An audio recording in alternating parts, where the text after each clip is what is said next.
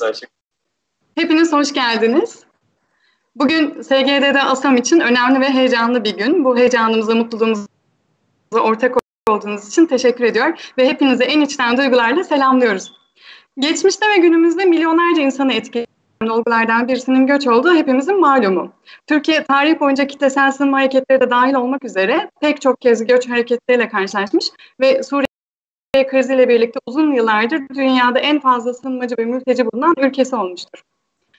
Akademi fikri ve ihtiyacı nasıl doğduğundan bahsetmem bu noktada sanırım iyi olur. 1995 yılında Ankara'da akademisyenler tarafından kurulan çeyrek asıra varan 25 yıllık saha deneyimiyle kuruluşundan bu yana gerek saha araştırmalarına gerekse izleme ve değerlendirmeleriyle akademiye her daim destek olmuş, saha deneyimlerini paylaşmış ve paylaşmaya devam etmektedir.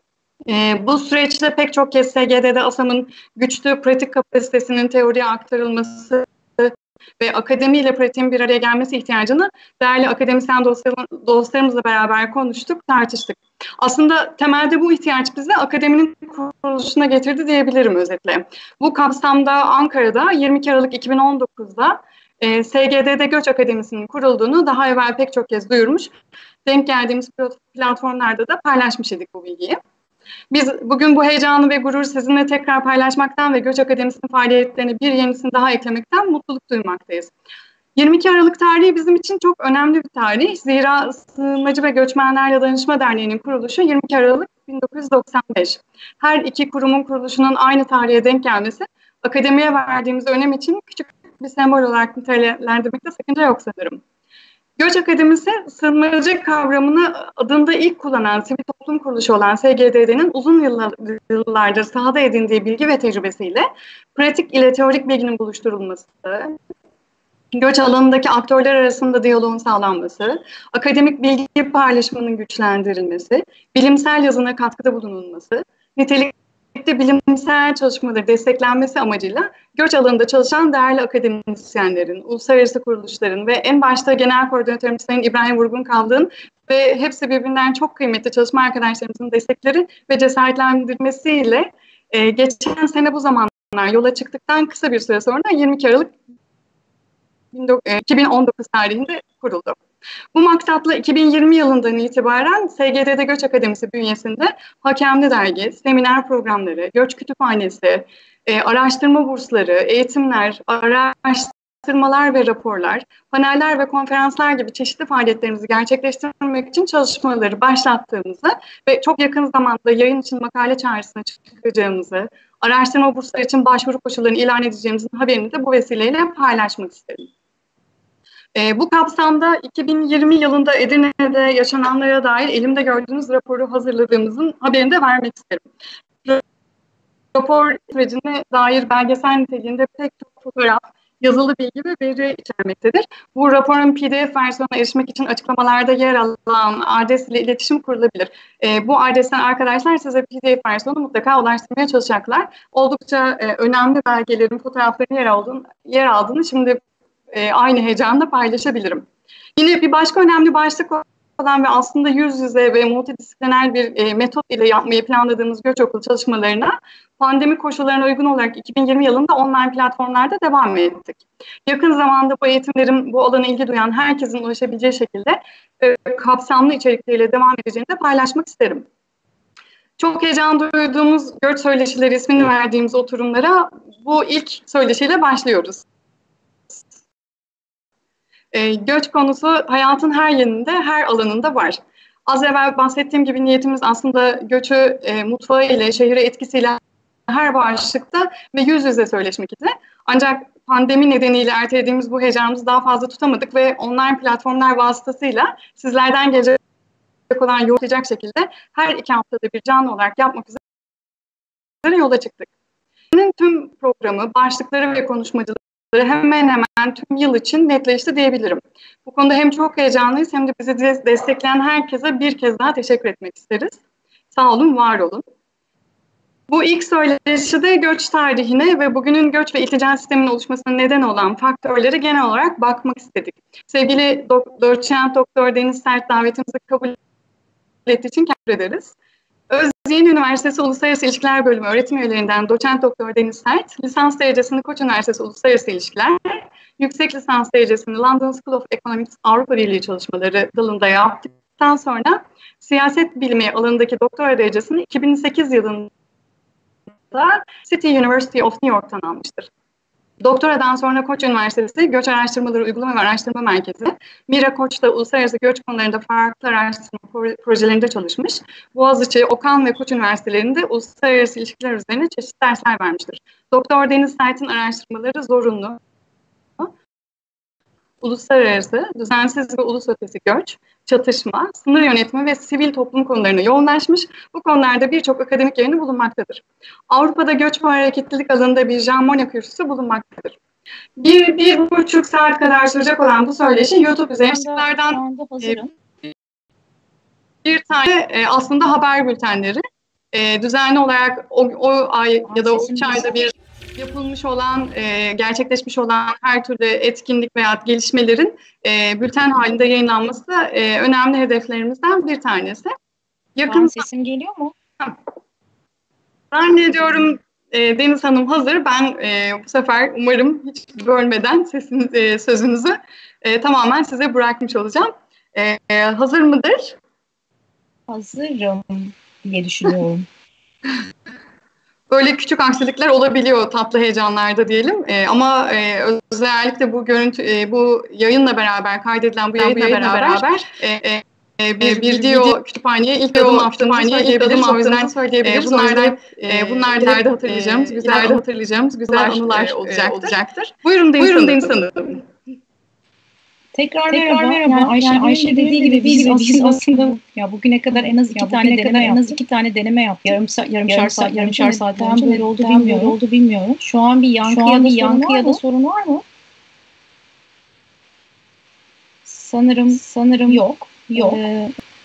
Ben başlayayım isterseniz. Şimdi dünya göçler çağı hep böyle söylüyoruz. Göçler çağı içerisindeyiz.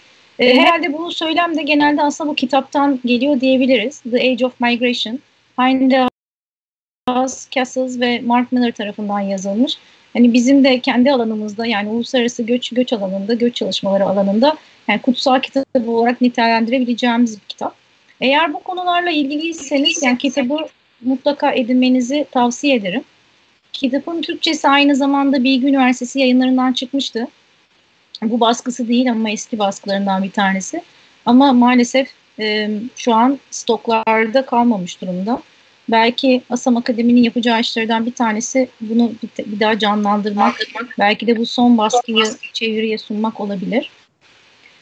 Şimdi bu içinde bulunduğumuz çağ neden göçler çağı diyoruz? Yani acaba sayılar mı çok daha fazla arttı? Artık daha mı fazla insan hareketli? Yani bu göç çok da yeni bir şey mi? Biraz belki de ona değinmek gerekiyor diye düşünüyorum. Ne kadar geriye gitmek gerekiyor diye düşündüm.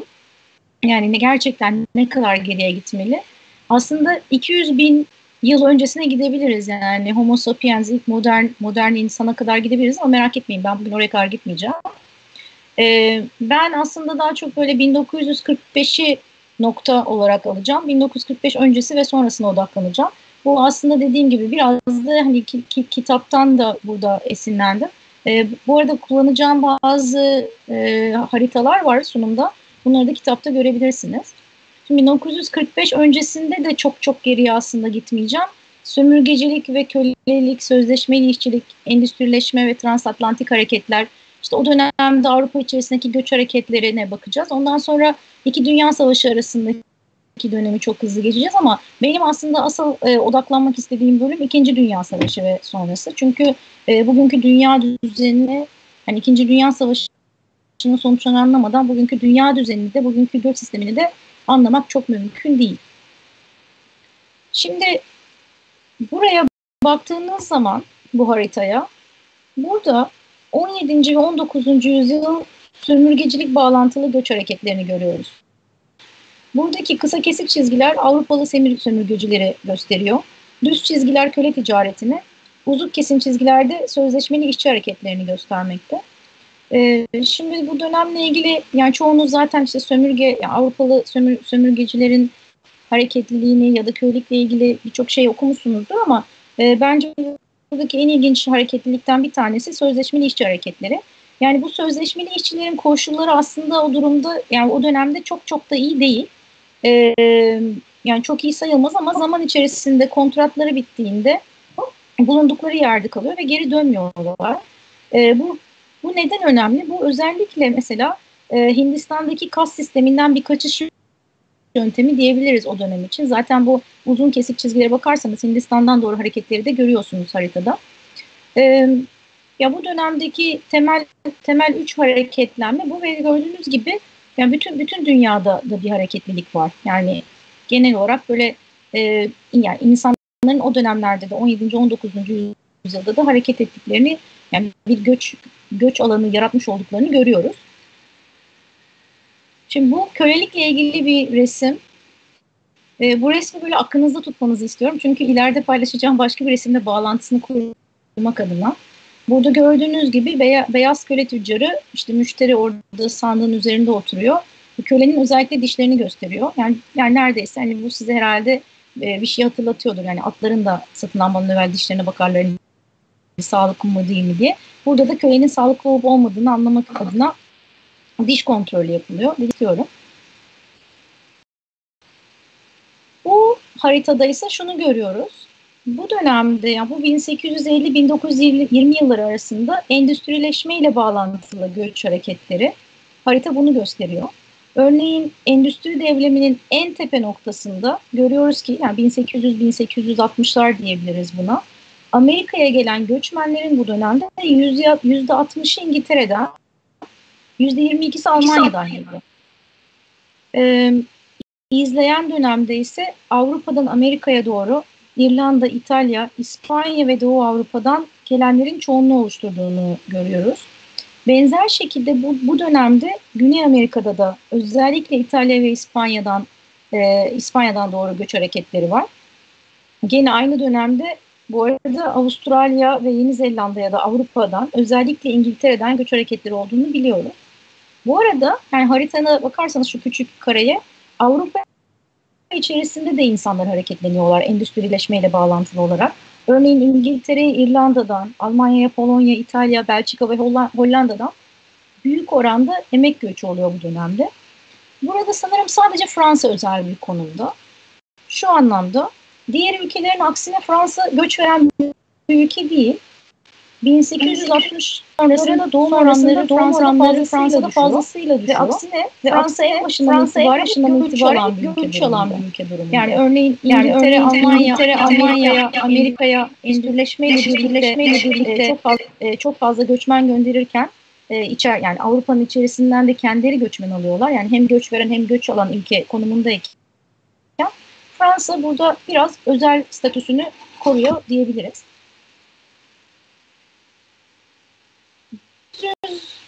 1914 yılında biliyorsunuz işte Birinci Dünya Savaşı'nın başlangıcı. Aslında bu dönemde 1870'lerde başlayan, yani o endüstrileşmeyle başlayan birinci küreselleşme döneminin sona erdiğini ya da aslında daha doğru bir deyişle durakladığını görüyoruz.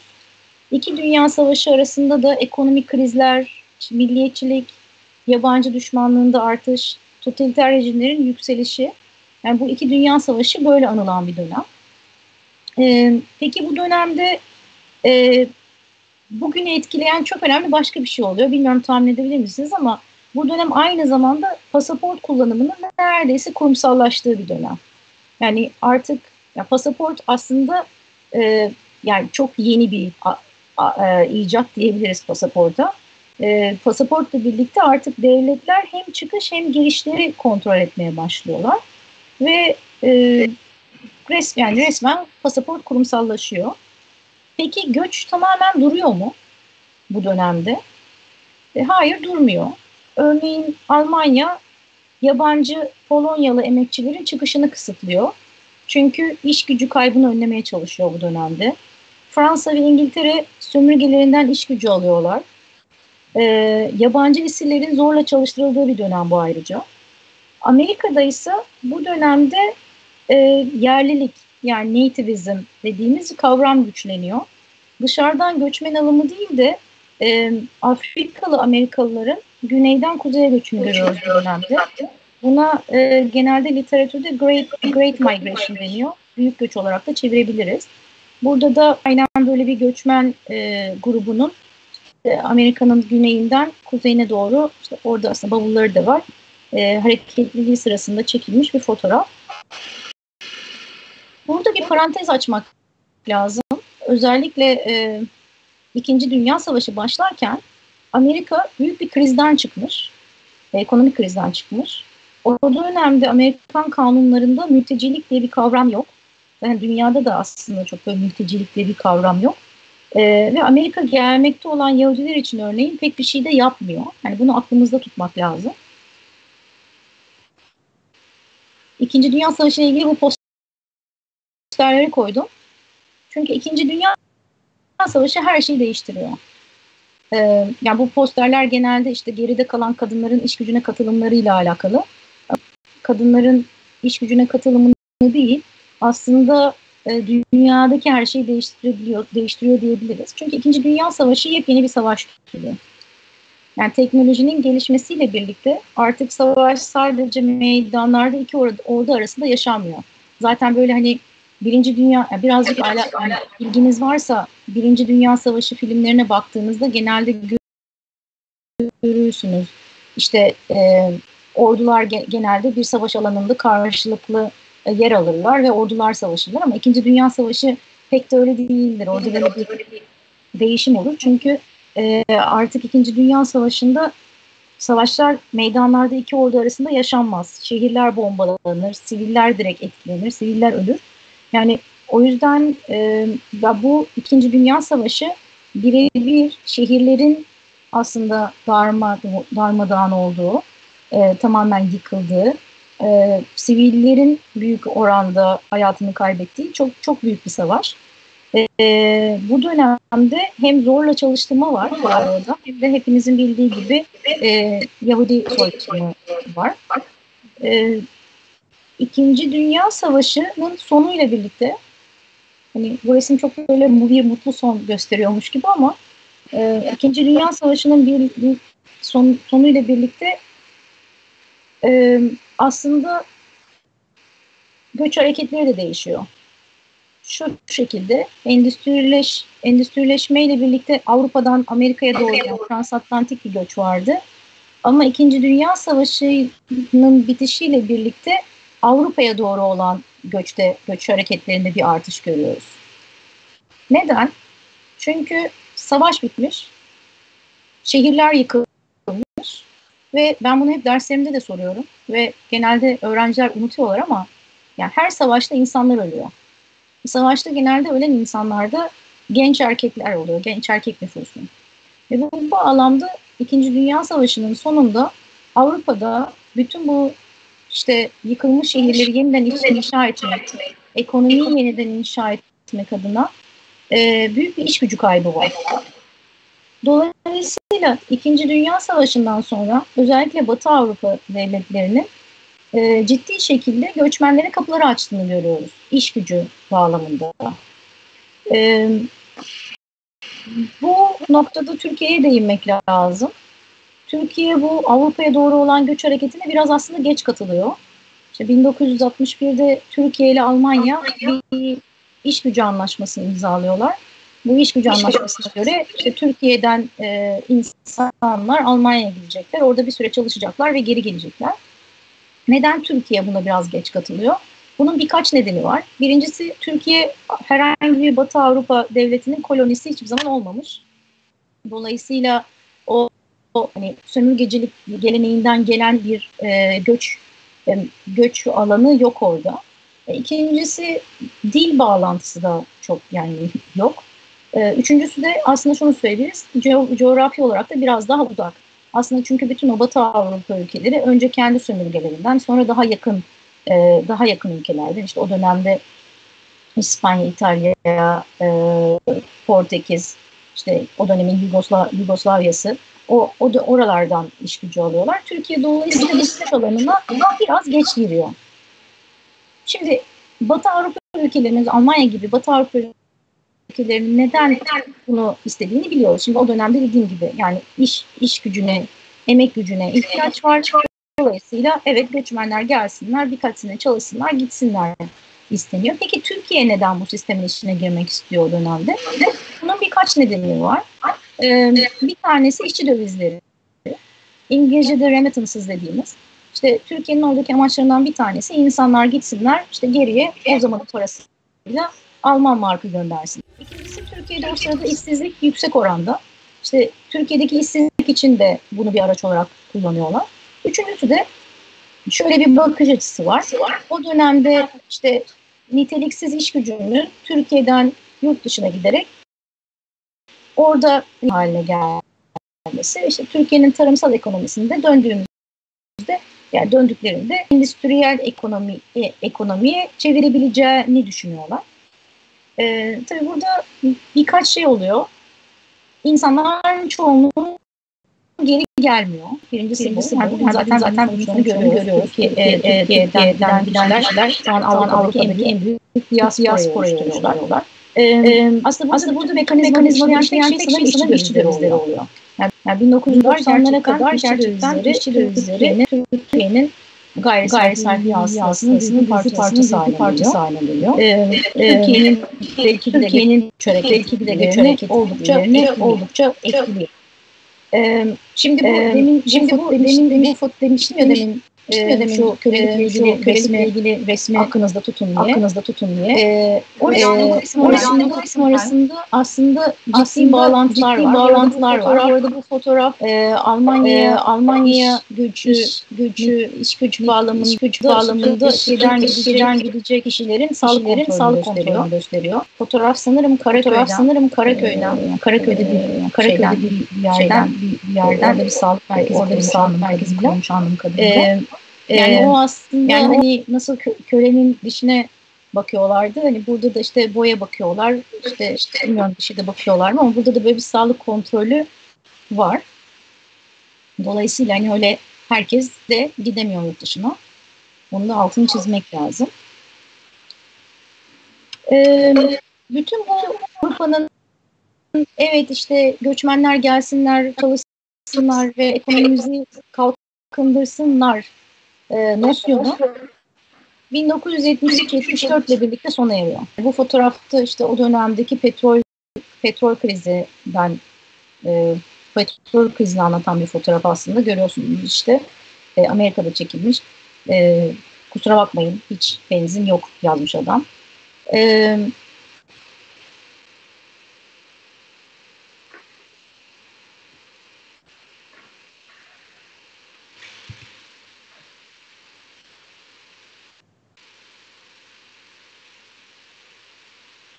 Düştüm mü ben? Yok. Duyuyorum ben. Ha, tamam. Bir an düştüm zannettim. Kusura bakmayın.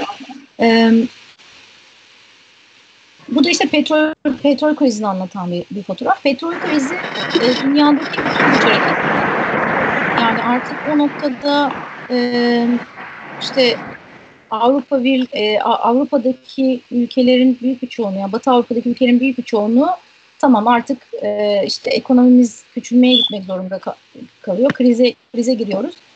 Dolayısıyla işte daha fazla iş gücüne artık ihtiyacımız yok diyerek yavaş yavaş o iş gücü göçünü durdurmaya başlıyorlar. Ama tabii ki göç devam ediyor. Yani Avrupa'ya doğru olan göçün durduğunu söyleyemeyiz. Özellikle mesela Türkiye bağlamında baktığımız zaman görüyoruz ki aile birleşimleri ve işte mülteci başvuruları aracılığıyla Türkiye'den Avrupa'ya doğru olan göçün devamını görüyoruz. Ama bu dönem şöyle önemli. Bu dönem dünyadaki bütün göç hareketlerini de değiştiren bir dönem. Çünkü evet ben derslerde genelde öğrencilere bunu anlatmaya çalışıyorum. Yani her şeyin sonuçta hangi perspektiften, hangi aktör açısından baktığına göre aslında olumlu olumsuz yanları vardır. Evet işte batılı devletler burada petrol krizinden ekonomileri çok büyük işte sekteye vuruyor ama bir yandan da baktığınız zaman MENA ülkeleri de değil. Yani Orta Doğu ve Kuzey Afrika ülkelerinden çok zengin hale geliyorlar. Ve bu noktada da bu bölgeye doğru göçün arttığını görüyoruz. Mesela Türkiye özelinde de bu dönemi şöyle diyebiliriz. Yani Türkiye'nin emek göçünün gittiği destinasyonların çoğaldığını görüyoruz burada. Artık sadece Avrupa'ya doğru değil, işte MENA'ya doğru da, işte, Orta Doğu ve Kuzey Afrika'ya doğru da bir gidiş var Türkiye'den. Ama bu iki göç biraz farklı. Nasıl farklı? Avrupa'ya doğru olan emek göçü devletler arasındaki anlaşmalara dayanırken bu bölgeye olan göçün daha böyle şirketler üzerinden, yani kontratlı işçiler, işte kontrat sözleşmeli emek üzerinden gittiğini görüyoruz. Yani işte diyelim bir şirketin o dönemde Libya'da bir projesi var, inşaat projesi ya da altyapı projesi. Sizinle bir sözleşme yapıyor.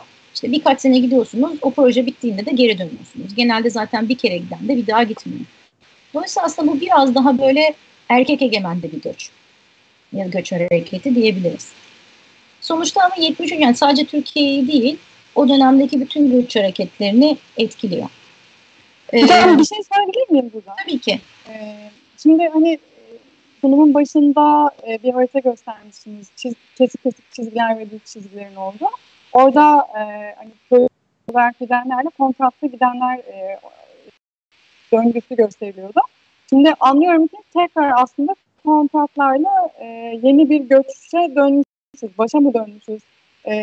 Tekrar benzeyen noktalar var diye anlıyorum. 1800'lerdeki göç usulüyle 1990'lardaki göç usulü arasında her ikisi de çünkü şirketler aracılığıyla geliyor ve bununla bağlantılı olarak aslında bir şey daha sormak istemiştim. Belki birleştirebilirim. Bu iki Dünya Savaşı ile beraber pasaport kullanımı yaygın hale geldi. Bilgisiyle beraber acaba dedim evvelinde yani sınır geçişlerinin kontrolünün daha serbest olduğu dönemde bu geçişleri şu anda en büyük engel bu görünüyor sınır geçişlerinde. Daha önce daha rahat gezilebiliyormuş vesaire. Fakat o dönemde eminim başka engeller vardır. Sadece seyahat etmenin dışında.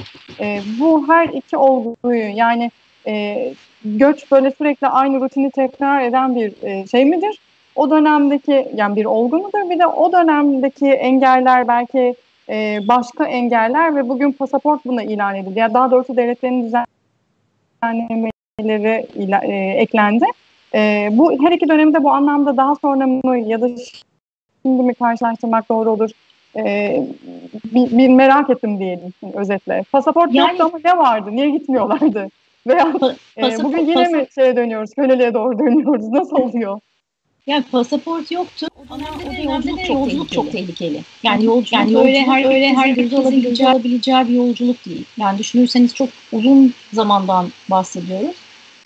Ve aslında yani mesela köle ticaretine dair de verilere, o dönemki verilere baktığımızda hani götürülen Afrikalıların yolda büyük bir kısmının kaybolduğunu, işte öldüğünü de görüyoruz. Yani o dönemde de bugünkü kadar teknoloji gelişmediği için işte bir uçağa atlayıp 10 saat sonra New York'a varamıyorsunuz. Yani günler alıyor o yolculuk. Yani birinci sebeplerden bir tanesi bu, özellikle transatlantik açısından baktığımızda. Yani iki kontratlı, yani öbürünü sözleşmeli diye çevirdim ben ama yani iki kontratlı işçilik arasında fark var mı? Aslında biraz var, şu açıdan var. Yani o dönemde yani 1800'lerdeki kontratlı işçilikte sizi götüren işte aracı diyeyim, o kontratı başka birine de satabiliyor. Yani neredeyse sizin aslında sahibiniz gibi. Ama yani daha sonraki dönemde ya da yakın dönemdeki göç hareketlerinde yani işte ne bileyim şirketle gittiğiniz için bir sigortanız var, yani daha fazla hakkı. Yani devletlerin kendi aralarında yaptıkları bazı anlaşmalar da var. Hani biraz daha, ama şöyle de bir fark var. İlk dönemde gidenlerin büyük bir çoğunluğu kalıyor. İşte demiştim ya, hani Hindistan'dan işte o kas sisteminden kaçan insanlar her şeye rağmen işte onu göze alıyorlar. O sözleşmeli işçiliği bittikten sonra da kimse sizi geri göndermekle uğraşmıyor. Dolayısıyla orada kalıp orada hayatlarını kurmaya başlıyorlar. Ama bu son dönem işte krizden 73-74 krizinden sonraki kontratlı iş gücünde şirketlerin sizi geri göndermesi gerekiyor. Yani biraz daha kontrollü.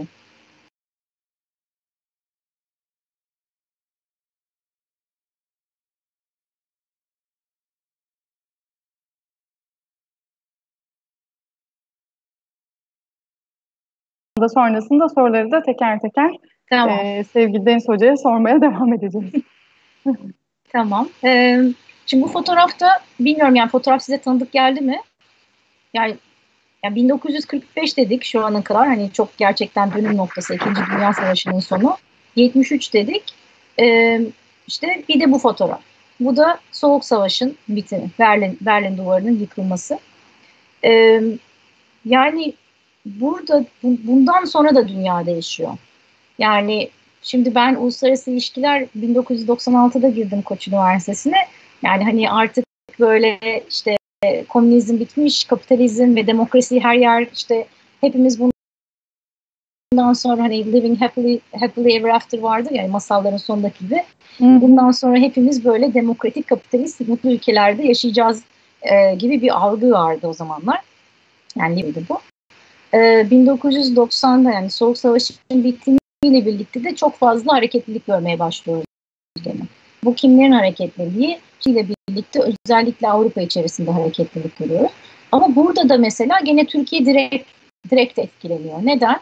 İşte çünkü Türkiye'den bu dönemde özellikle girişimcilerin işte Rusya, işte Ukrayna, işte Bulgaristan, işte bütün bu eski komünist rejimlere gittiğini, orada yatırımlar yaptıklarını görüyoruz. Yani örneğin bugün bile eğer Moskova'da işte bir tamirat yaptırmak istiyorsanız büyük ihtimal bir Türk inşaat firmasıyla çalışacaksınızdır. Yani oradaki o altyapının yenilenmesi konusunda birdenbire bir girişimcilik oluyor. Aynı zamanda da Türkiye'ye doğru da farklı göç hareketleri oluyor bu noktadan sonra. Örneğin Deniz Yükseker hocamın Laleli Moskova Meki diye çok güzel bir kitabı vardır.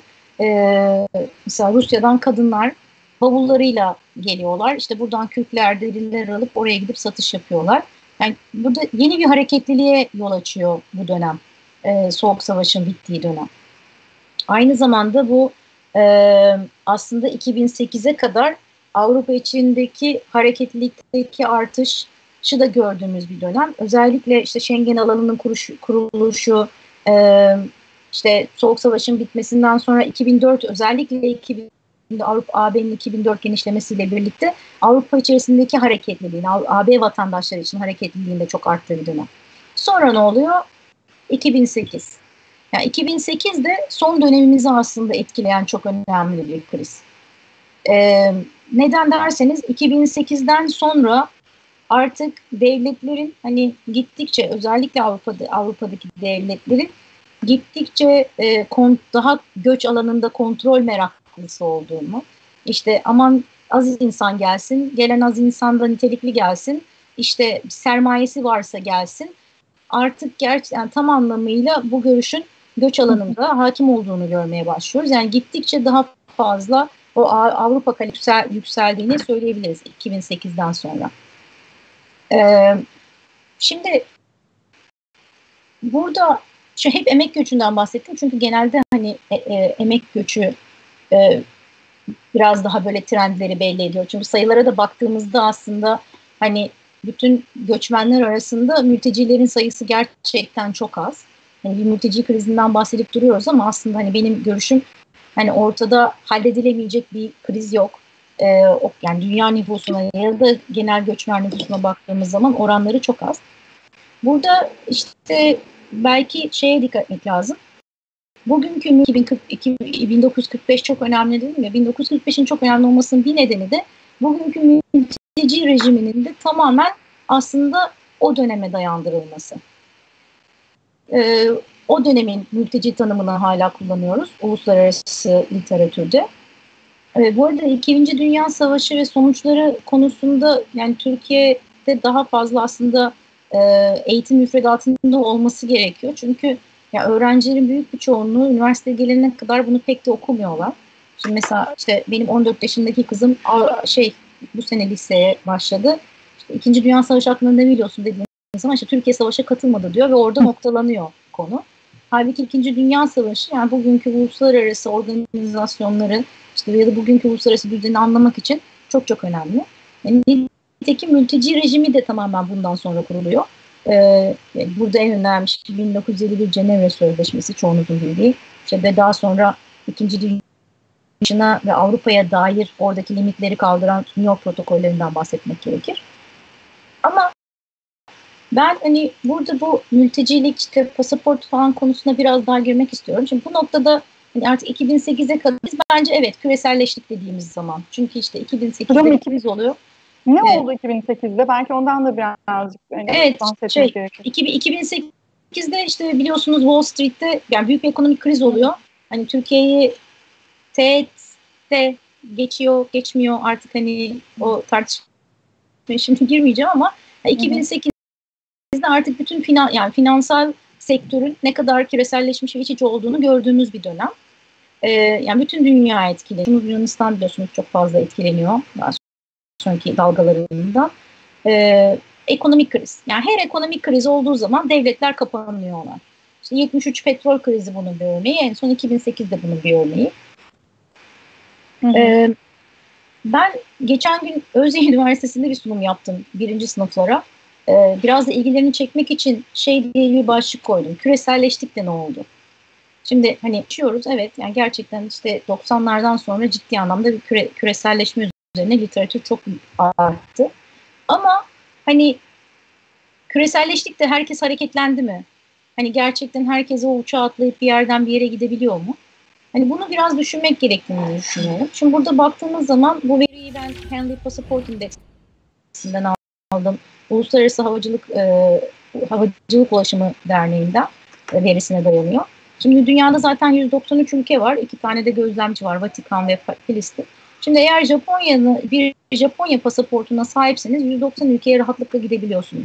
Singapur ya da Güney Kore keza öyle işte. Fransa, Almanya, Danimarka, Finlandiya, İtalya, İsveç, Lüksemburg, İspanya, yani bütün o aslında AB ülkelerinin büyük bir çoğunluğu istedikleri ülkeye çok büyük bir rahatlıkla gidebiliyorlar bir pasaportları varsa. Ne bileyim, Gigi Hadid de istediği yere gidebiliyor. Neden? Top model çünkü kendisi. Yani onun özel bir vizesi var. İşte bir gün Tokyo'da, ne bileyim bir gün Paris'te. Tabii bunlar hep Covid-19 öncesiydi ama işte bir gün Paris'te, bir gün New York'ta bir bir defileye katılması gerekiyor. İşte ya da futbolcuysanız, yani profesyonel futbolcuysanız, bu Manchester United, Manchester City ne diyorum, Manchester City. Yani burada baktığınız zaman bütün takımda 2 tane İngiltere vatandaşı var. Geri kalan işte Arjantin, Almanya, Belçika gibi farklı ülkelerden, bu dünyanın Avrupa Ligi'ndeki en fazla uluslararası futbolcuya sahip olan takımlardan bir tanesi.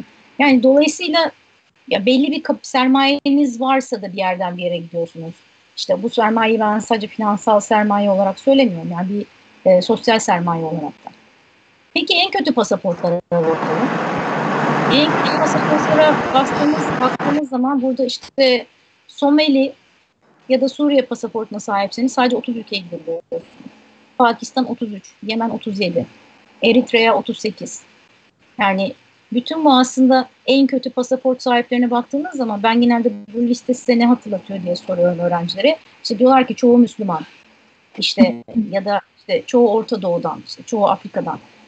Hayır, aslında burada baktığımızda bu ülkeler şu an dünyada hem mülteci hem de düzensiz göçmenlerin en çok çıktığı ülkeler.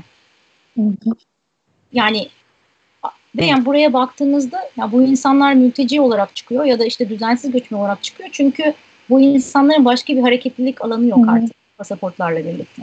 Galiba Afganistan eksik gibi görüyorum bu listede ya da daha iyi sıralarda demek ki. Vallahi, o da enteresan. Ya da belki ben de atlamış olabilirim en son. Bu arada bu liste hep yenileniyor. Yani 2020'de çıkmıştır. Yani ki Afganistan'da kesin oradadır. Hocam diğer listede de en çok galiba mülteci ve düzensiz göçe hedef ülkeler olarak görüyoruz. Aynen öyle. Tabii Amerika ve Kanada birazcık fiziksel koşulları nedeniyle o hedef ülkelerin içine giremiyor elbette ama Güney Amerika'dan yönelen düzensiz göçü hariç tutarak söylüyorum eski kıta anlamında. Ama diğer listede epey hedef ülke görüntüsü içerisinde. Önemli bir gösterge. Kesinlikle öyle. Burada ben yavaş yavaş ekran paylaşımı bitireyim de. Kesinlikle öyle. Ama bu da bize bir şey gösteriyor. Yani bugün rejimiyle ilgili yaşadığımız problem hani gerçekten Cenevre Konvansiyonu'nun demode olmasıyla mı alakalı? Hayır, bence aslında değil. Bence oradaki sorun insanların, ya bu ülkelerden gelen insanlara sığınma başvurusu yapmak dışında herhangi bir statü almak adına bir çare vermiyor diğer ülkeler. Yani bu dönüşümlü göç konusunda daha fazla adım atılması gerekiyor. Ben burada istersen durayım, çok konuştum zaten. Soruları alalım. Çok güzel oldu. Ben de bu arada sorular var birkaç tane, hem YouTube'da yapılan yorumlarla var. Onun dışında bana ulaşanlar da var. Ben onları da yavaş yavaş sormaya başlayacağım. Bir yandan da aslında hani şöyle bir 100-150 yıllık bir baktığımızda herhalde eskiden eski dünyadan yeni dünyaya çok ciddi bir şey varmış. 1800'lerde özellikle göç akımı diyelim artık. Şimdi biraz da o taraflardan tekrar eski kıtaya ya da refah neredeyse oraya oluyor elbette, umut neredeyse. Bir akış var gibi anlıyorum anlattıklarınızdan. Doğru mudur bilemedim. Yani aslında zaten bugüne göçler çağı dememizin nedeni sayılar değil. Yani baktığınız zaman hani 2000'lerin başında beri evet sayılar artıyor ama dünya nüfusundan işte %2.8'miş göçmen sayısı. Bugün 3.8. Aslında bugün Avrupa'yı belki de şoku sokan ya da işte onlar için böyle devamlı bir krizden bahsetmelerinin en büyük nedenlerinden bir tanesi, ilk defa onlar hedef halindeler bu kadar büyük oranda. Yani bugüne, çünkü baktığınızda yani endüstrileşme zamanında işte diyorum ya, Amerika'ya giden göçün %60'ı İngiltere'den. %22'si Almanya'dan o dönemde. Ama Avrupa'yı bu kadar aslında korkutan ya da Avrupa'yı, yani bugün yeni olan şey Avrupa'nın bu kadar popüler bir hedef kıta haline gelmiş olması. Göçler çağı dememizin en büyük nedenlerinden bir tanesi de konunun gittikçe daha politize ediliyor olması aslında. Bir yandan da Deniz Hanım da ben de İstanbul'dayız. İstanbul'da günlerdir meteorolojinin yapmış olduğu uyarı biraz etkisini göstermeye başladı. Bilmiyorum, belki bizim de odalarımızın, camlarımızın seslerinden yağmur sesleri duyulmaya başlayabilir. Bu yüzden zaman zaman teknik olarak görüntü gidiyor geliyor, tahmin ediyoruz bu yüzden. Şimdiden kusura bakmayın lütfen. Her ne kadar hazırlıklarımızı elimizden geldiğince yapmaya çalışsak da öngöremediğimiz, planlayamadığımız etkenler olabiliyor diyelim. Deniz Hocam, şöyle bir soru var. Özellikle anladığım kadarıyla İkinci Dünya Savaşı sonrasında daha doğrusu savaşlar sonrasında emek gücüne olan ihtiyaç nedeniyle erkeklerin daha çok göç ettiğini, göç eğilimi olduğunu söylemiştiniz ama o sırada bir fotoğraf vardı. Zannediyorum ondan dolayı kadının güçlülüğünü temsil eden bir resim koymuştunuz. Soruda şöyle, göç ve kadınların güçlenmesi arasında ilişki net değil mi? Bunu hani siz de teyit eder misiniz diye sormuş arkadaşımız. İsminde bakacağım şimdi. Teşekkür ederim soru için. Yani aslında evet, aslında şöyle, genel olarak insanlar diye düşünüyorlar ya da imaj genelde böyle posterlerde falan da görürsünüz de göçle ilgili hep işte o kırılgan kadın imajı oluyor posterlerde. Halbuki göçün kadınlar üzerine gerçekten dönüştürücü bir etkisi de var. Yani işte göç eden kadın, yani bu mülteci de olabilir, emek göçü niteliğinde de olabilir. Yani göç eden kadının sosyal hayata daha fazla girdiğini görüyoruz. Burada düzensiz emek göçünde, özellikle servis sektöründe kadınların zaten sayısı daha da artıyor. Son dönemde göç hareketlerindeki trendlere baktığımızda kadın sayısının gittikçe arttığını ve işte feminization deniyor buna, göçün kadınlaşması diyebiliriz. Göçün nispeten kadınlaştığını görüyoruz. Eskisine oranla sayılar neredeyse eşit. Özellikle Asya'dan doğru olan göç bağlamında. Doğru. Yani benim de hepimizin galiba hani artık günlük hayatta da çok sık karşılaştığımız göze de çarpar nitelikte galiba bu farklılık diyelim. Şimdi Aytaç Yeşiloğlu bir soru sormuş. Demiş ki sizce kalıcı çözüm nedir? Ama buradaki kalıcı çözümlükle tam olarak kastedilen nedir onu tam anlayamadım. Aytaç belki bir kere daha yorumla beraber yazabilirsen çok memnun oluruz. Ben çünkü göçün sonlanması veya düzenlenmesine dair bir kalıcı çözüm bilmiyorum. Belki hocam farklı değerlendirir ve farklı ifade eder. Yani şimdi kalıcı çözüm dediğiniz zaman ortada bir sorun varmış gibi direkt varsaymış oluyoruz. Halbuki ben yani göçün bir sorun olduğunu düşünmüyorum. Yani insan hareketliliği gayet doğal. Dediğim gibi yani tarihin başlangıcından, biz bunu 200 bin yıl öncesine de götürebiliriz. Tarihin başlangıcından beri insanlar hareket ediyorlar. Bundan sonra da hareket edecekler. Göç bitmez. Yani bunun kalıcı, o yüzden hani kalıcı çözüm dememek lazım. Hani düzenlenmesi anlamında ben hani küçük bir ipucu verdim. Örneğin sığınma sistemindeki baskıyı da azaltacak şekilde insanların daha döngüsel göç eğilimini sağlamak bir çözüm olabilir. Çünkü şöyle bir yani araştırmalar bize şunu da gösteriyor. Devletler sınır güvenliğini arttırdıkça ya da işte ülkeye giriş çıkışı zorlaştırdıkça ülkeye bir kere giren göçmen bir daha çıkmıyor. Orada kalıcı göçmen haline geliyor. Örneğin İspanya'nın Fas'a yaptığı, yani eskiden Fas'la İspanya arasındaki göç hareketliliği çok daha esnek. İşte Faslılar gidiyorlar, birkaç ay İspanya'da çalışıyorlar, sonra geri geliyorlar, görüyorlar. İşte ne bileyim işte bir süre daha işte sonra tekrar paraları bitince gidiyor. Orada daha bir döngüsel göç var. Halbuki İspanya işte de göç politikalarındaki o kaleleşmeyle birlikte İspanya biraz daha sınırların kontrollerini arttırdıkça görüyoruz ki Faslılar İspanya'da kalmaya başlıyor. Hatta ailelerini de getiriyorlar. Zaten aslında 73-74 krizinden sonra olan şey de bu. Yani Almanya'daki yani de işte ya da Avrupa'daki Türklere olan şey de bu. İşte artık hani tamam size hani iş gücüne ihtiyacımız yok gelmeyin artık dediği zaman Avrupa hani Türkler ne yaptılar? Tamam ailelerimizi de alalım kalalım o zaman. Hani kalıcı göçü desteklemiş oluyorsunuz. Ama bu belki insanların da tercih ettiği bir şey değil. Hatta aslında belki daha derinden düşündüğünüzde ülkelerin de tercih etmeyeceği bir şey olmalı. Ve burada önemli olan yapılan politikaların veri bazlı ve işte sonuçları uzun vadeli düşünülerek yapılması belki de. Ama şu an göçle ilgili politikalar yani genelde ne veri bazlı yapılıyor ne de uzun vadeli yapılıyor diye düşünüyorum. Sizin bir videonuza denk gelmiştim. Çok güzel ifade etmiştiniz. O yüzden sizin cümlenizle söyleyeceğim. Bu göçün sınırlarının artırılması yani göç üzerinde daha kolaylaştırıcı politikalar yürütülmüyor olması aslında göçü daha da kalıcı hale geldiğini anlatmıştınız videonuzda. Yanlış hatırlamıyorsam TRT'nin bir programıydı. Yanlış hatırlamadığımı zannediyorum.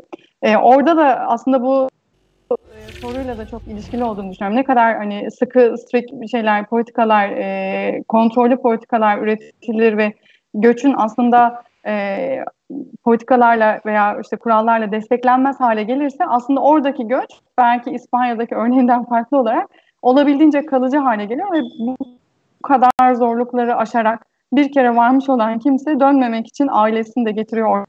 Orada bir hayat kurmak için de her türlü riski göze alarak belki de zaman zaman kalmaya devam ediyor diye anlamıştım o konuşmanızda ve etkilenmiştim. Çünkü gerçekten bizdeki bütün veriler de, Türkiye'deki veriler de böyle.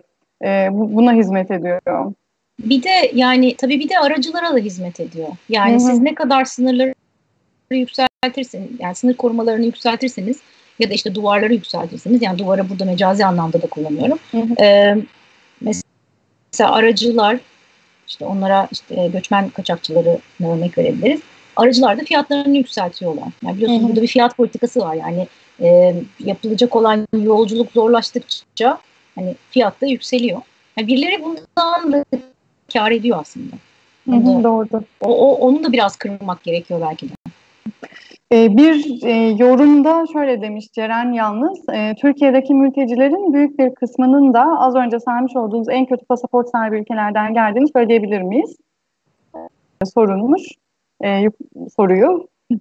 Siz mi cevaplarsınız? Bence siz cevaplarsınız. Yani evet, kesinlikle. Yani onlar da en kötü ülkelerden geliyorlar bu bağlamda. Dolayısıyla aslında onlar için de TC vatandaşlığına başvurmak bu açıdan bir motivasyon. Yani TC vatandaşlığı nispeten onların vatandaşlığından çok daha fazla hareket kabiliyeti sağlıyor kendilerine. Bir soru da Deniz Küçükçen'den gelmiş. Der ki özellikle Türkiye'yi değerlendirdiğimizde 2020 sonrası öncelikli konular neler olacak sizce? Göç politikası anlamında, göç gündemi anlamında öncelikli konular ne olabilir 2020 sonrası? Master ya da doktora tez konusu mu arıyor kendisine acaba diye düşünüyorum. Bilemedim. Zannetmiyorum. Doktora öğrencisi çünkü hali hazırda ve tezini hazırlıyor. Yani demin de dedim ya, göç bitmez. Ama bence önümüzdeki dönemde, yani bugüne şöyle, ben 2008'de doktoramı alıp Mirakoç'ta çalışmaya başladığımda yani Türkiye'de çok az insan uluslararası göçmenlerden bahsediyordu. Yani gerçekten bir avuç. Sonra işte 2011 Mart oldu. İşte Suriye'den girişler olmaya başladı ülkeye. Yani şimdi Suriyeli göçmenler, mülteciler, sığınmacılar, geçici koruma altındaki Suriyeliler diyeyim. Onlar böyle tartışılan bir konu haline geldi. Ama ben önümüzdeki günlerde daha fazla düzensiz göçmenler, özellikle Afganları konuşacağımızı düşünüyorum. Yani hem onların sayılarının artması hem de daha görünür olmaları nedeniyle. Yani dediğim gibi göç bitmeyecek. Yani biz ama o yüzden de daha uzun vadeli nasıl politikalar uygulamalıyız? Yani Türkiye'nin beklentileri ya da herhangi bir ülkenin göçe dair, hareketliliğe dair beklentileri ne olmalı? Onu daha fazla konuşmalıyız. O zaman şöyle anlıyorum ben. Yani göç bitmeyecek elbet. Evet. 2020 sonrası veya işte ileri vadede Türkiye'de göçle ilgili konuşacağımız şeyler Afgan popülasyonu, Afgan göç akını aslında bunu da bu şekilde nitelendirmek lazım herhalde. Olmakla beraber birazcık işte ülkenin genel politik yaklaşımı da bunu biçimlendirecek diye anladım soruyu. Benim bir sorum var. Çok sorum var ama bir tane daha var. O da şu. Şimdi hani bugünkü mülteci tanımı 1940'lardan kalan tanım ve oradaki kriterlere göre hareket ediyoruz dedik ya. Bugün yeniden mülteci tanımını yapsaydık neler girerdi sizce? Hani, gerekçe olarak mı değiştirilirdi, coğrafi, tarih bilemedim. Hani pek çok kavramı var. Neyi değiştirebilirdik? Ne farklı olurdu sizce? Yani 2000'lerin bakayım 2010'larda yani UNHCR aslında tekrar konvansiyonu gözden geçirdi. Halen etkin bir mekanizma olup olmadığına dair onlar bir inceleme yaptılar ve halen etkin olduğuna karar verdiler. Yani zaten şu an uluslararası arenada da mülteci tanımını değiştirecek ve hani kanun, yani uluslararası kanunlarda bağlayıcı nitelikli bir doküman hazırlayacak bir irade yok, biliyorsunuz. O yüzden hani çok farazi konuşacağım ama herhalde önemli konulardan bir tanesi, hani şimdi dolu da yağacak iklim değişikliği, yani iklim mültecileri gibi yeni bir kavram var aslında. Hani çok da tanımı konusunda hemfikir de olunamayan bir kavram. Herhalde onu eklemek gerekirdi ama örneğin Türkiye sağlık gibi ülkelerde mültecileri de girer mi? Mesela Covid nedeniyle örneğin salgın hastalık.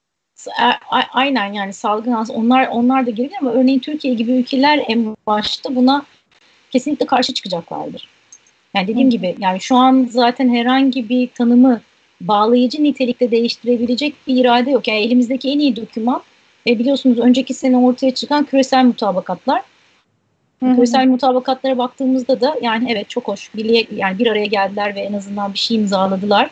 Ama yani ne bağlayıcı nitelikte ne de çok yenilikçi olduğunu söyleyebiliriz. Bir soru daha var. Aslında iki soru var. Hemen bir tanesini sorayım. Türkiye'de sivil toplum çalışmaları göçün yönetiminde yeterli katkı sağlıyor mu sizce? Tavsiyeleriniz varsa da duymak isteriz. Ben de bir sivil toplum temsilcisi olarak. Diğer soru da beyin göçüyle ilgili. Özellikle Türkiye'den giden beyin göçüne ilişkin bir soru.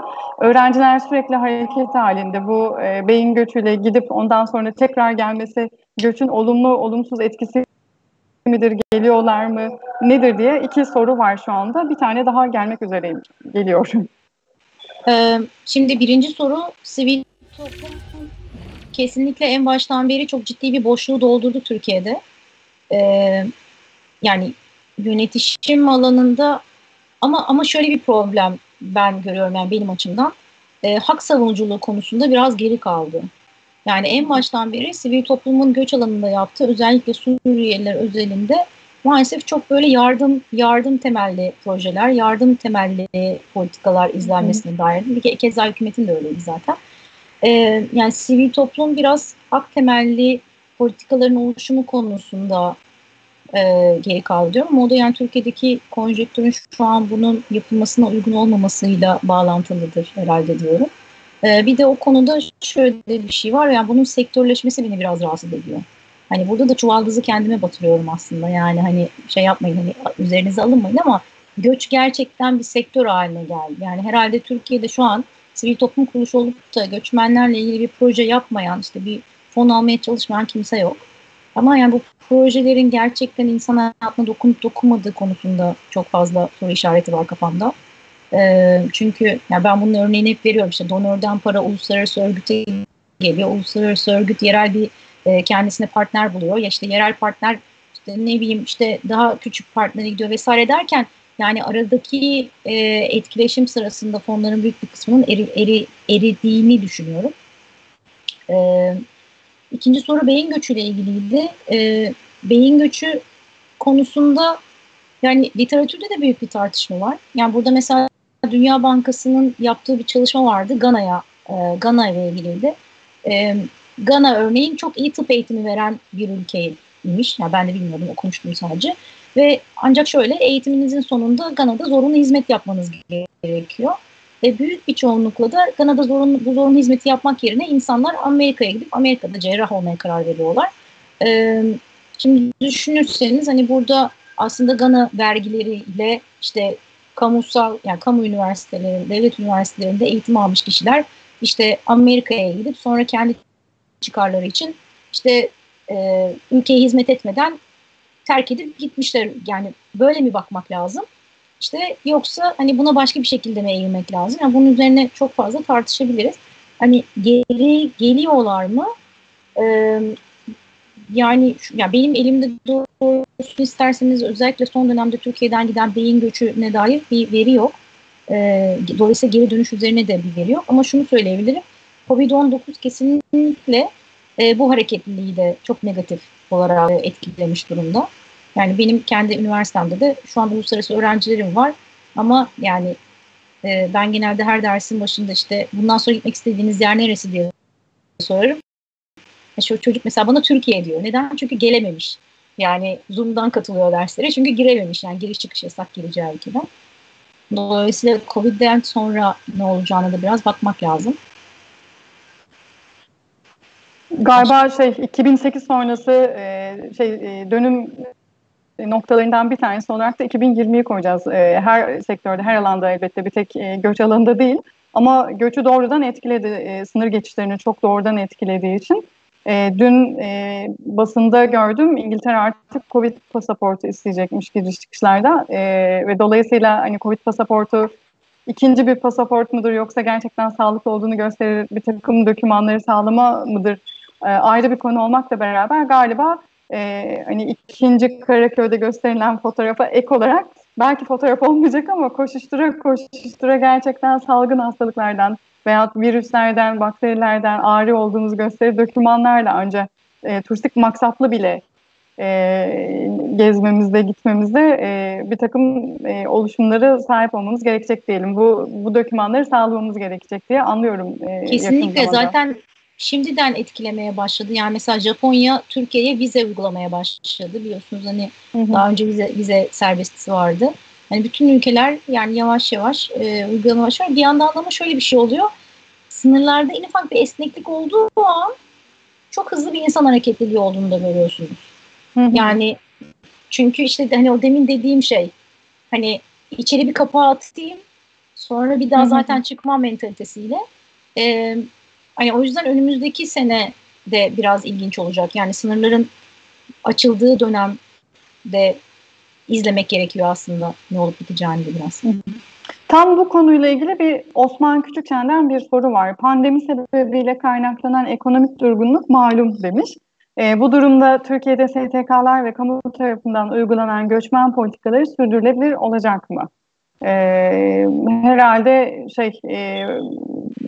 siz nasıl yorumladınız bilmiyorum ama ekonomik durgunlukla beraber azalan istihdam kapasitesinden bahsedildiğini düşündüm. Dolayısıyla göçmen işçilerin, mülteci işçilerin doldurduğu istihdam alanında kayıt dışılık diye anlıyorum Osman Bey. Bilmiyorum, ben böyle yorumladım soruyu. Eğer yanlışsa belki biraz daha açık sorabilirseniz sevinirim. Siz nasıl anladınız bilemiyorum ama. Yani ben iki açıdan anladım. Bir hem senin anladığın gibi anladım. Bir de hem de hani donörlerden gelecek donörlerden gelecek yardımlarda bir azalma olur mu gibi de anladım. Yani donörlerden gelecek yardımlarda bir azalma olabilir gerçekten.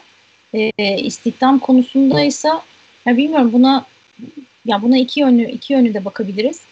Yani birincisi hani ekonomi durgunlaştıkça daha ucuz iş gücü yani sigortalı iş gücü çalıştırmak yerine daha ucuz iş gücü çalıştırmayı daha fazla da tercih edebilir firmalar. Yani bu da bir bakış açısı olabilir. Yani ama hani yani genel olarak yani göçmenlerin daha kırılgan bir durumda olduğunu da biliyoruz yani her. Tam bu kırılganlıkla da ilgili benzer bir soru da gelmiş. Gülfidan Türkmen'den yorum, daha doğrusu aynı zamanda fikir de soruyor. Kadınların ve toplumsal cinsiyet temelli ayrımcılıkların da girmesi gerekmez mi 1951 Cenevre Sözleşmesi'ne? Mülteci tanımını yeniden yaparsak bu da dahil olmaz mı diye sormuş. Yani aslında İstanbul Sözleşmesi ilk imzalandığı zaman biz çok heyecanlanmıştık. Çünkü orada ev içi şiddetin de hani sığınma talebinde bir neden olabileceğine dair kullanabileceğini düşünmüştük. Dolayısıyla çok doğru bir yorum. Yani ama hani İstanbul Sözleşmesi'nin bile ne noktada olduğunu düşünürsek hani dediğim gibi şu an yani Cenevre Sözleşmesi'nin yeniden düzenlenmesi, yeniden işte yazılması hani de eklenecek çok şey var. Yani örneğin hani çocuklar konusunda biraz daha genişletme yapılabilir. İşte ne bileyim eğitim hakkı mesela konulabilir. Birçok kız çocuk için vesaire. Yani genişletecek çok alan var ama dediğim gibi hani o politik iradede değiliz. En azından elimizde olan mekanizmaları kaybetmeyelim diye düşünüyorum. Ben İstanbul Sözleşmesi bu açıdan çok önemli çünkü gerçekten. Doğru, göçmen kadınlara yönelik pek çok düzenleme var sözleşmenin içinde de. Evet, kesinlikle. Bir başlık, bir soru daha var. Ülkemizdeki yayınlar açısından pratik bilgilerimizle şimdiye kadar oluşan akademik yayınlar eşleşiyor mu? Soru böyle sorulmuş. Bu arada şunu da söylemek istiyorum. Biz bu yayını çok heyecanlı bir şekilde hazırlanıyoruz ve aslında yayından önce 2 kere, 3 kere deneme yayınları da yaptık. Herhangi bir aksilik yaşanmasın diye dedik. Bu desteğin arkasında bizim SGDD ASAM'ın kurumsal departman ekibinin yer aldığını söylemek istiyorum. Onlara çok teşekkür ederim tek tek her birine. Bizi çok iyi hazırladılar. Bize de soruların paylaşılması konusunda destek oluyorlar. Bu soruyu da isimli alamadım kimin sorduğunu ama ülkemizdeki yayınlar açısından pratik bilgilerimizle yani şimdiye kadar oluşturulan akademik yayınlar eşleşiyor mu sorusu güzel bir soru. Aslında akademi bünyesinde bu yayını yaptığımızı düşünürsek sahadaki pratikle akademideki yayınlar ve teoriler birbirine denk mi? Ayrıştığı, uyuşmadığı alanlar oluyor mu sizce? Daha ziyaretlerinize denk geliyor olabilirsiniz elbette.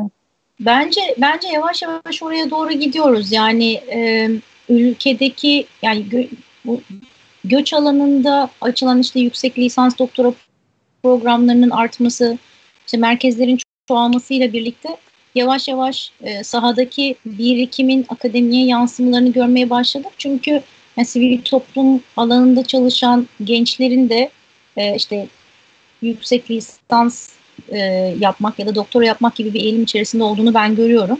Ya da işte yüksek lisans ya da doktora yapan gençlerin sivil toplumda mutlaka ya gönüllü esaslı ya da profesyonel olarak çalışmaya çalıştım. Dolayısıyla hani geç olsa da ya da yavaş olsa da ben böyle tutarlı bir çizgi izlemeye başladığını düşünüyorum.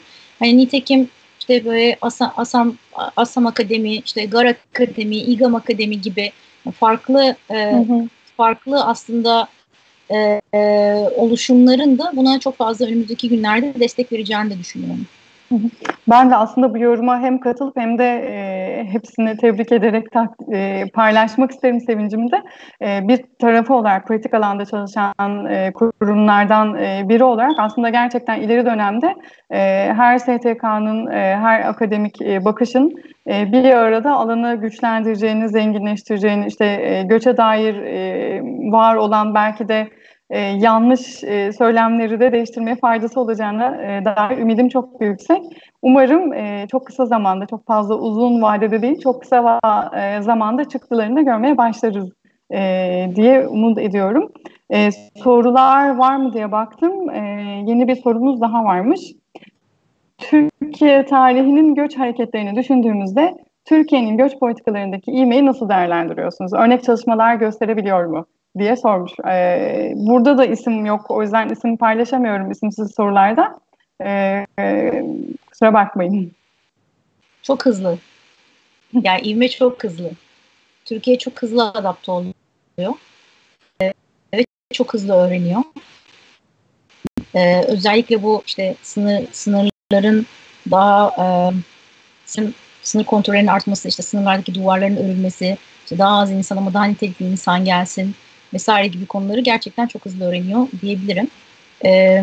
Yani şimdi Avrupa ülkeleri nasıl artık göçün idaresini ya da göçün yönetişimini dışsallaştırıyorsa, yani buna biz literatürde externalization diyoruz. Yani artık daha sınırına gelmeden göçmeni işte bir önceki durakta durdurmak üzerine bir politika izlemeye başlıyor. Mesela Türkiye'de Newpac'te yayınlanan Newpac'te tam bunun somut çıktısı. Evet, tam bunun çıktısı. Ama Türkiye de oraya doğru gidiyor. Yani çok hızlı öğreniyoruz biz de. Hani iyi anlamda söylemiyorum. Bu açıdan hızlı bir öğrenci olduğumuzu söyleyebilirim. Tabii yani göç idaresinin de son dönemdeki ivmesine baktığımız zaman, çünkü düşünürseniz Türkiye'nin ilk Yabancılar ve Uluslararası Koruma Kanunu 2013 yılında çıktı. İdare 2014 yılında da kuruldu. Ki yani merkez teşkilattan sonra işte taşra teşkilatının kurulması vesaire uzun da zaman aldı. Ona rağmen yani oldukça iyi bir iş çıkardıklarını da söyleyebiliriz. Hızlıyız. Evet, genel olarak galiba hani 2011 krizi sonrasında hiç planlanmayan bir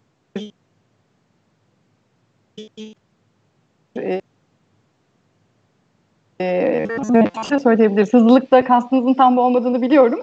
Her anlamda olduğunu biliyorum ama bu yanıyla da değerlendirmek gerektiğini düşünüyorum. Yakın zamanda bir uluslararası kuruluşun sözünüzü böldüm galiba ama temsilcisi şey demişti. Gaziantep'in nüfusları birbirine çok benzer. Gaziantep'teki hani mülteci sayısıyla düşünüyorum. O kadar sayıda bir hani mülteci grubu Hamburg'da olsaydı şehir yıkılırdı. Çok ciddi çatışmalar oluşurdu her anlamda. Dolayısıyla aslında Türkiye bu işi çok iyi hallediyor, çok iyi başarıyor diye bir yorum katmıştı. Bundan yola çıkarak Türkiye'nin başarılı olduğu alanlar var. Hızlı öğrenmenin de etkisiyle elbette. Sizin de söyleyecekleriniz vardı. Ben sözünüzü böldüm. Yok, orada hani şey diyecektim, hani Türkiye hızlı öğreniyor ama yani Antep'in çok özel bir örnek olduğunu altını çizmek lazım. Yani Türkiye'ye de baktığınız zaman hani göçmenlerin yani göçün idaresi konusunda, işte entegrasyon ya da uyum çalışmaları konusunda aslında çok merkeziyetçi olmayan bir yapıda ilerliyoruz. Yani Antep çok olumlu örneklerden bir tanesi. Keza İstanbul içerisinde bile baktığımızda yani kimi ilçelerin diğer ilçeleri oranla çok daha iyi işler çıkardığını biliyoruz. Ben özellikle şeyin altını çizmek istiyorum. Hani 2011 ile birlikte hani kanunun yani 2013 kanunun 2011'e çok da bağdaştırılmaması lazım. Çünkü daha öncesinde o kadar çalışmayı yapan insana haksızlık olur diye düşünüyorum. Yani kanunun ortaya çıkışı Suriyeliler yüzünden yazılmış bir kanun değil. Kanun sonuçta AB müktesebatına uyum süreci kapsamında öncesinde hem sivil toplum hem akademisyenlerle çok transparan bir şekilde, yani her ne kadar sonuç belki de hani herkesi mutlu edecek sonuç olmasa da yazılmış bir kanundu. Hani orada bir yanlış anlama olmasın yani hani öncesi kanunun öncesi vardı. Gerçekten çok uzun süre tartışılmış bir kanundu. Bu arada bu soruyu Yılmaz Kaya sormuş. Onun da adını zikretmeden geçmeyeyim. Teşekkür ederim soru için. Bir güzel sorumuza bize bu yayında çok ciddi destek veren Kurumsal İletişim Departmanımızdan. Derler ki Türkiye'de akademik ve sivil toplum alanlarındaki aktörler arasında göç konusundaki ilişki gelişti. Siz bunu nasıl değerlendiriyorsunuz? Diğer hani alanlarda çalışan aktörlerle sivil toplum diğer alanlarda çalışan akademisyenlerle sivil toplum arasındaki ilişki bir yana, göç alanında çalışan aktörlerle sivil toplum arasındaki ilişki de başka bir yanda gidiyor gibi görüyoruz, değerlendiriyoruz biz. Şu anda zaten birlikte de bu yayını yapıyor olmamızda bir çıktısı göstergesi bunun. Sizin de bu konudaki görüşünüzü duymak isteriz. Kurumsal iletişimden arkadaşlara da teşekkür ederim soru için. Yok, kesinlikle doğru. Ben yıllar önce Civikus'un Türkiye'deki sivil toplumun bulunduğu nokta üzerine yaptığı bir araştırmanın parçası olmuştum. Ve orada şeyi görmüştük, yani Türkiye'de sivil toplumun çok etkin olduğu alanlardan bir tanesi eğitim olarak hani çıkıyordu. Bugün aynı araştırmayı yapsak ben göçün çok önemli bir alan olarak ortaya çıkacağını düşünüyorum. Ve gerçekten de yani sivil toplumla akademi arasındaki ilişkinin burada gittikçe geliştiğini, birbirini beslediğini söyleyebiliriz. Yani bu arada aslında göçle onlara da yansıyor. İşte bugüne kadar göç eğitim alanında çalışan, bundan sonra da bence göç sağlığa mesela yansıyacak diye düşünüyorum. Yani Covid-19'da. Başka alanlara da bunun akacaktır. Yani bir spillover efekt derler yani. Bir etkisi olacak yavaş yavaş. Doğru. Aslında belki şeyi de kapsadığını söyleyebiliriz. Akademideki göçlerin sürekli artıyor olması, siz de biraz önce aslında geçirdiğiniz İİME nasıl vesairesiyle bağlayarak bu çalışmaların sürekli artıyor olması da niceliksel bir artış, niteliksel bir artış da sağlıyor mu? Ayrı bir tartışılması gereken bir konu aslında. Dediniz ya, ben Koç Üniversitesi'ne geldiğimde 2008 yılında hiç kimse bilmiyordu neredeyse, ama şu anda her bölümde var, her üniversitede var neredeyse. Bu hani ümit dolu, aslında güzel bir gelişme, tartışmasız, ama bu kadar nicelik niteliği de getiriyor mu? Bunu da belki değerlendirmek gerekir. Yani benim arkadaşlarımla Göç Araştırmaları Derneği'ni kurmamızın nedenlerinden başlıcası buydu aslında. Aynen dediğiniz, çünkü niceliksel olarak yani hem ülkede üretilen yüksek lisans hem doktora tezlerinde büyük bir artış var. Ama yani niteliğe yansımasının nispeten daha yavaş olduğunu görüyoruz. Yani burada hem sahadaki etik hem de metodoloji açısından eksikler oluyor aslında. Bu konulara daha fazla eğilmek gerekiyor diye düşünüyorum. Ama yani alan yaratılacaktır. Sizin açıklayacağınız bursun mesela ben niteliği arttırma konusunda etkisi olacağını düşünüyorum. Bir de ben Mirekoç'ta ilk çalışmaya başladığımda Mirekoç'un da kuruluşu örneğin bir program olarak kurulmuştu Mirekoç. Bir merkez olarak kurulmamıştı. Ve Türkiye'ye dair göç çalışmalarına katkı sağlamak adına kurulmuştu. Bugünün önemli sayabileceğimiz orta yaş akademisyenlerinin yani büyük bir çoğunluğu mesela o programdan faydalanmış insanlar. Dolayısıyla hani burada niteliği arttıracak önemli bir adım atıldığını düşünüyorum Aslan Akademi ile birlikte. Ben bu arada zaman çok su gibi akıyor. Epey de YouTube'dan da izleyenimiz var. Sorularda hızla gelmeye devam ediyor ama 1-1,5 saat gibi sınırlandıralım her söyleşiyi dediğimiz için birkaç dakika içerisinde yavaş yavaş kapanıyoruz diyelim. O yüzden son bir iki soru ben paylaşacağım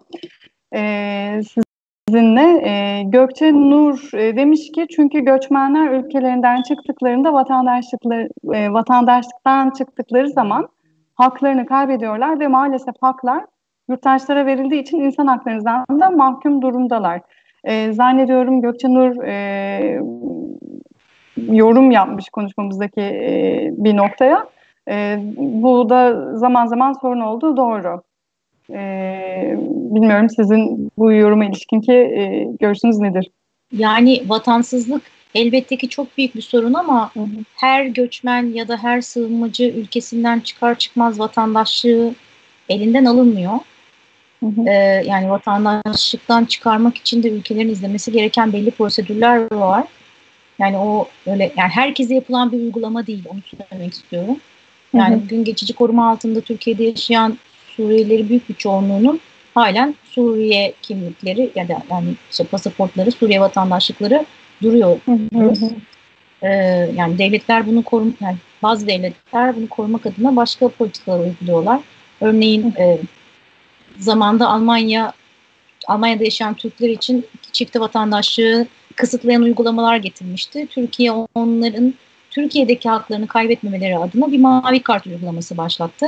Yani hem Alman vatandaşı olarak devam ettiler hayatlarına hem de mavi kartla Türkiye'de seçme ve seçilme dışında yani her türlü çalışma, oturma, ikamet iznine sahip oldukları bir kart çıkardılar. Yani ülkelerin bunu düzenlediği farklı mekanizmalar var ama dediğim gibi yani Suriye'den çıkan her insan ya da Somali'den çıkan her insan vatandaşlığını kaybediyor gibi bir durum yok. Hani vatansızlıkları evet var, büyük bir sorun ama hani herkes vatandaşlığını bir anda kaybetmiyor.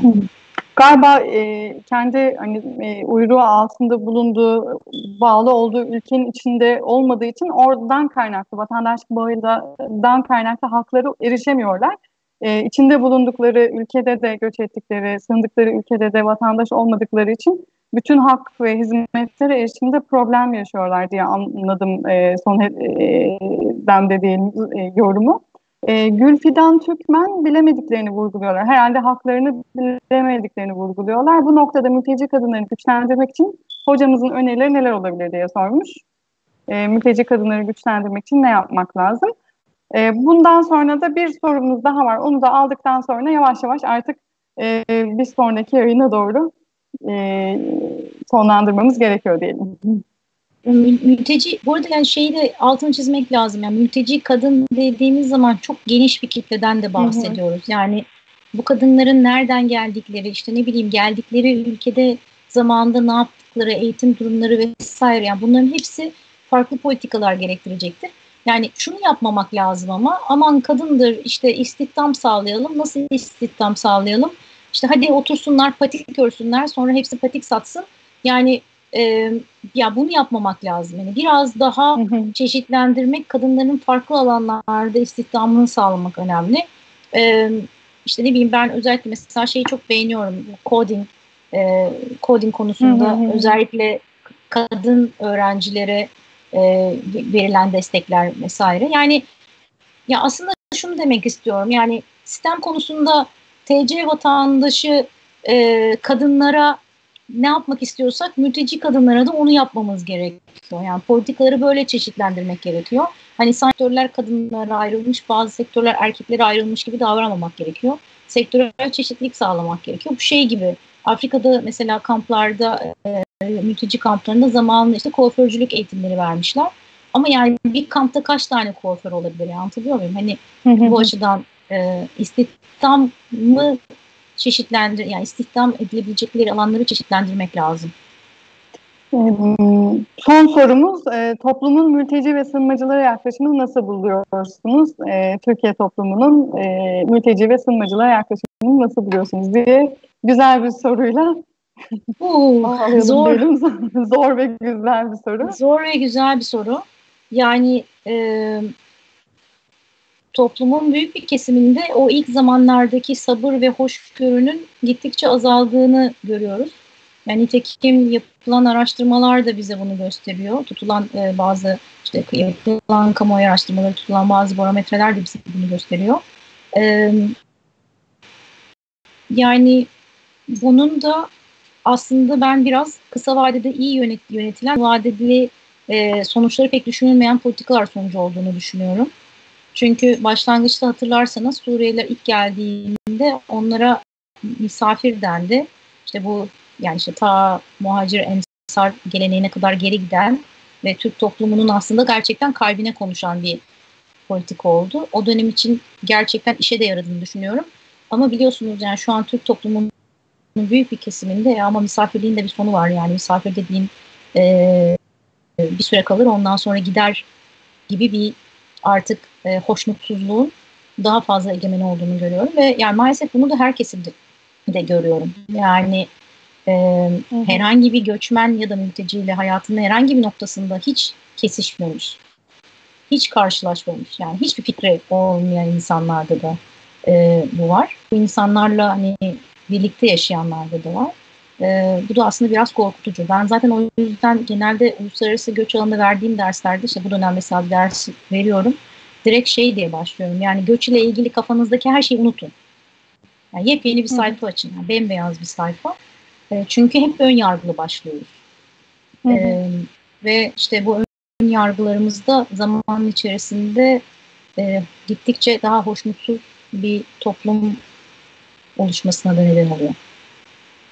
Aslında tam olarak bizim de bu göç söyleşilerine başlama gerekçelerimizden bir tanesi de tam bahsettiğiniz gibi hiç hayatında yabancı, göçmen, mülteci iletişimi olmamış, bilmeyen ama her yerde konuşulan bir konu olduğu için göç, bu söyleşileri ne kadar kimseye ulaşır bilemiyorum ama sonuçta bir niyettir ve farklı başlıklarla başlamak en doğrusu diye düşündük. İlk başlığımız göç ve göçün tarihiydi. Bundan sonraki başlıklarımızda farklı alanlarda, farklı disiplinlerde de göçü konuşacağız. Örneğin gastronomi ve göç, spor ve göç. Aslında buradan edindiğimiz, tam en son söylediğiniz Türk toplumunun göçe bakışına dair ki bir analize varabilir miyiz bilmiyorum ama onun da bir yansıması olacağını istiyoruz diyelim. Yansımasını değerlendirme şansımız olur belki böyle farklı başlıklarla da konuşarak. Sevgili doçent doktor Deniz Sert, değerli katkılarınız, çok keyifli bu söyleşi için tekrar teşekkür ederim. Ben kendi adıma pek çok şey öğrendim ama bundan sonra kendim de tekrar izlemek isteyeceğimi düşünüyorum. Tekrar detaylı bir şekilde öğrenebilmek için. Benim gibi daha sonra izlemek isteyenler için yayının burada kayıtlı olarak kalacağını ve bundan sonraki söyleşilerle birlikte bu platformun adeta bir video kütüphaneye dönüşeceğini söylemek tüm diğer başlıkları da dikkate aldığımızda hata olmaz sanırım. Göç söyleşilerinin ikincisini 22 Ekim 2020 tarihinde Geçici Koruma Yönetmeliğinin yürürlüğe girişinin 6. yılında Bilkent Üniversitesi Hukuk Fakültesinden doktor öğretim üyesi Ayşe Dicle Ergin'in katılımıyla geçici korumayı konuşarak devam ediyoruz. Herkese katılımı ve destekleri için teşekkür ederiz. Görüşmek üzere.